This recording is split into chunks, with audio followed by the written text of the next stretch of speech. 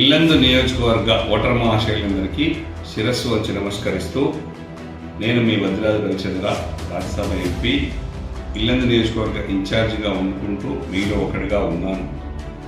గత 5 ఏళ్లలో 1800 కోట్లతో అభివృద్ధి చెందింది, 1177 కోట్లతో సంక్షేమ పథకాలు అందినాయి.